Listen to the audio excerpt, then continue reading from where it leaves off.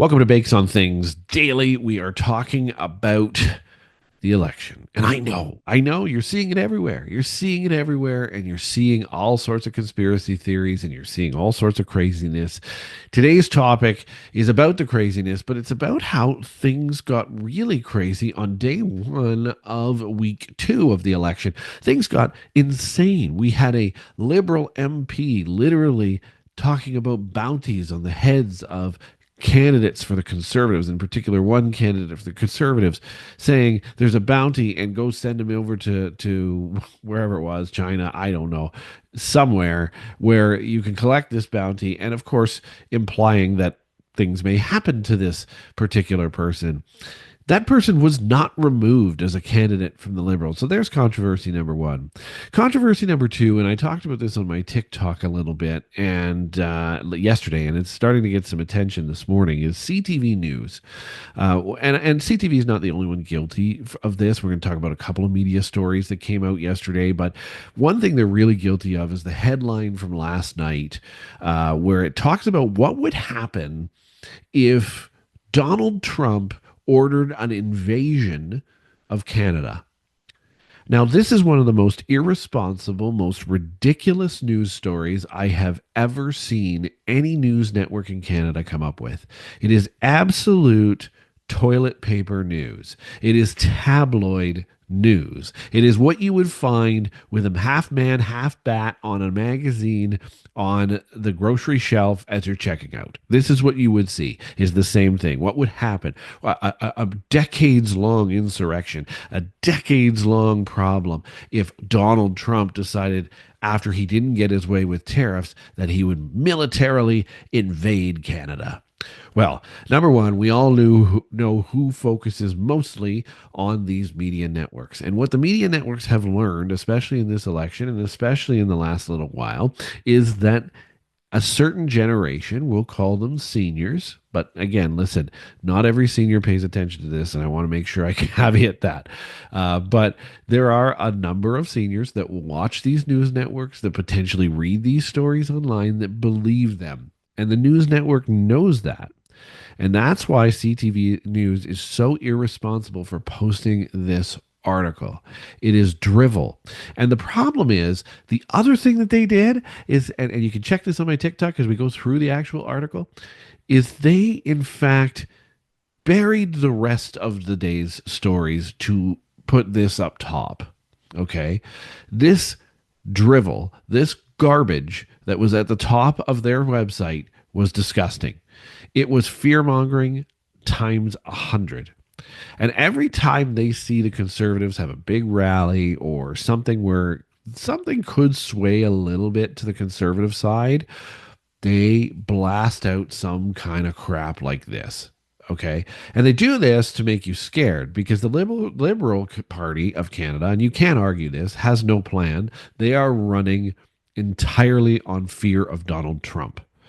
Okay, they run it. That's their entire platform, and it's worked for them somewhat in the demographic that votes the most. And this is why I said too on my TikTok, young Canadians, you can go to all the rallies you want. You can load up a Pierre Poilievre rally with 5,000, 35-year-old Canadians, but that's not a vote. Okay, that's not a vote. So the reality is you cannot on April 28th sit at home and expect Pierre Poilievre to win. You must go vote. Because I'll tell you, the people that are reading these terrible articles like the one on CTV, the people that are believing the baloney around Donald Trump, the people that are believing Mark Carney, even though he's got so many ethical issues going on right now, all of those people vote. They all vote.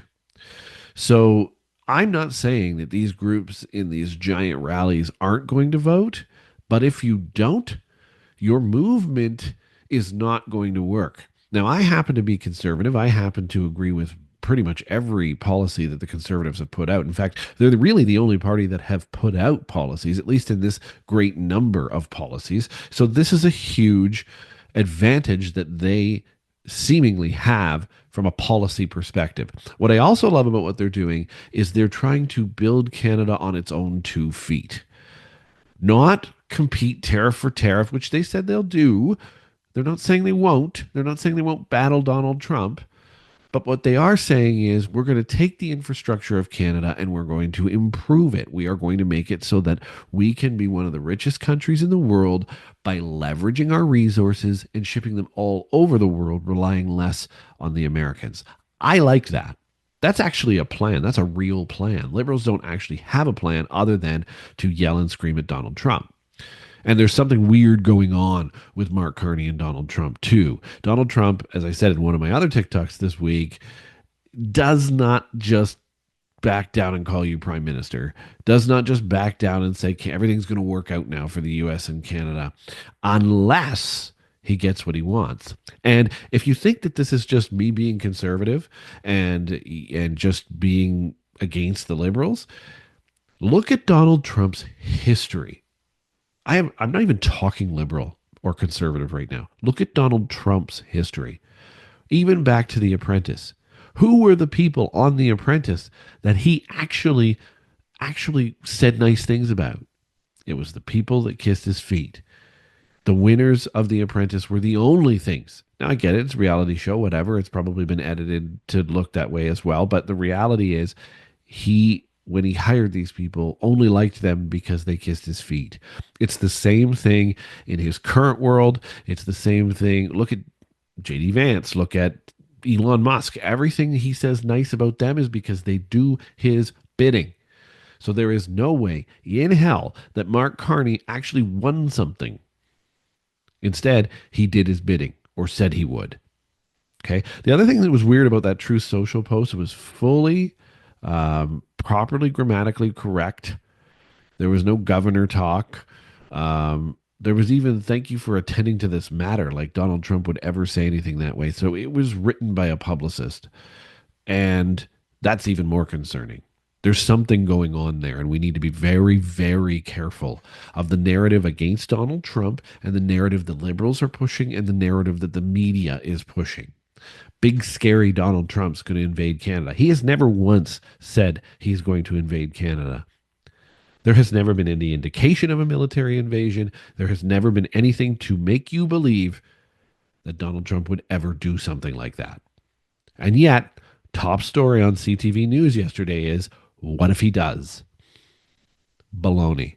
You can't be reading that crap. Then I turn on CBC and we see this dweeb on CBC, probably brand new to journalism, whatever it is, talking about and blowing up this story that there's dissension in the ranks of the Conservative Party.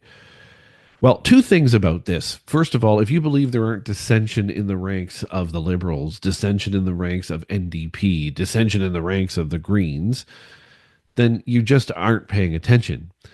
And because of that, and they don't want you to pay attention to that, let's be honest, especially the CBC. So this story comes online. Now, granted, CBC reduced their attention on this story online because it is a baloney story. But on the news network, the video version of this story, guess again who's watching? I'll give you a second. Yeah, seniors.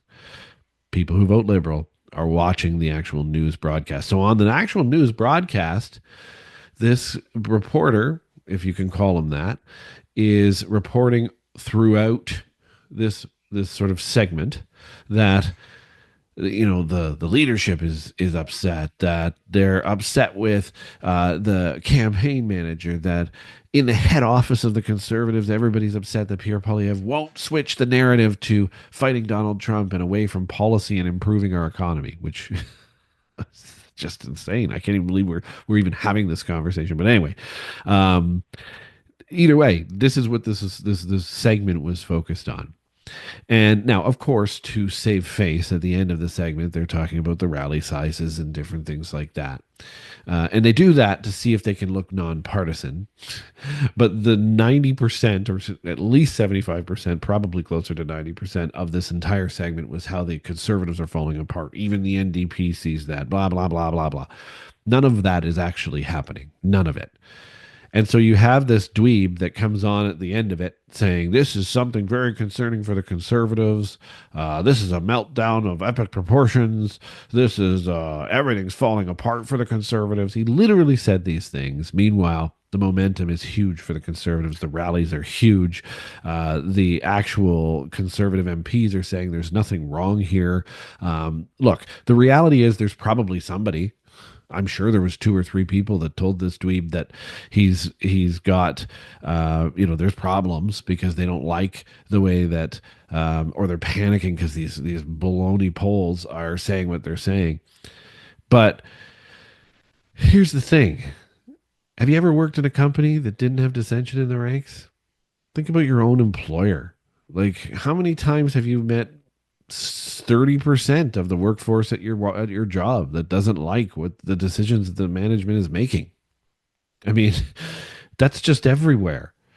They're blowing things up when they can and hiding other things. On that same TikTok video, I talked about where they buried the lead on this MP who tried to get a bounty for another conservative running. And it was really buried. It was actually buried in a liberal story that was about Mark Carney's campaign stop that day. While, and then they called this an NDP thing. Well, NDP has concerns over MP comments. That's what the headline read. So it doesn't even insinuate what that MP said, which is so serious and so dangerous and so wrong. But it was like the ninth story down, and the headline did not even give you any indication of what that was not clickbaity at all, like the Trump one at the very top. It was buried. And so if you try to tell me that the Canadian media isn't liberal biased, I'm sorry, but that just yesterday, and there's been many other examples, but that just yesterday was proof in the pudding right there. We had fear-mongering, toilet paper news about Donald Trump, supposedly what would happen if he invaded Canada. Then we had this MP who said something very serious and very dangerous, buried because it was a liberal MP who said it. If a conservative MP had said that, that'd be top story. No Donald Trump drivel. It would have been that. If if you didn't see it, I still encourage you to go. It's still there. Go to ctvnews.ca and look. It's not good. It's not good. This is what's happening with the media. The media will tell you, in fact, they had an expert on yesterday that said, don't believe everything you see in social media. Watch out for misinformation on social media when they themselves are giving the epic amount of misinformation. What makes their information currently the accurate information?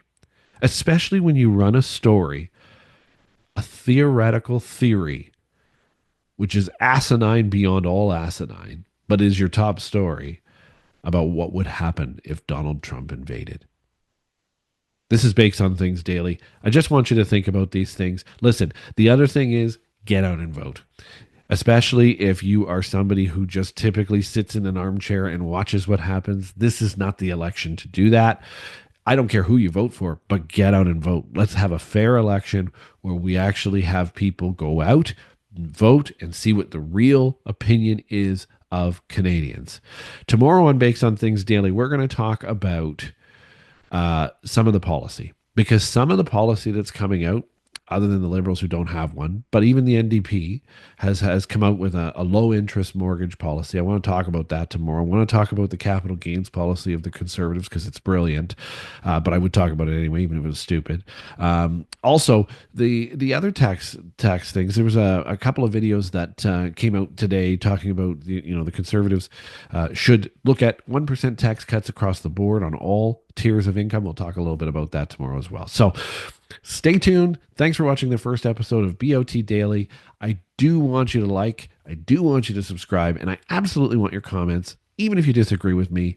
That's the whole thing, right? It's about debating and making sure that we all make informed decisions. So if you have comments, even if they're against me, don't worry. I don't easily get offended. Go ahead, make those comments. And also make sure you like and subscribe. I appreciate you. Have a great day.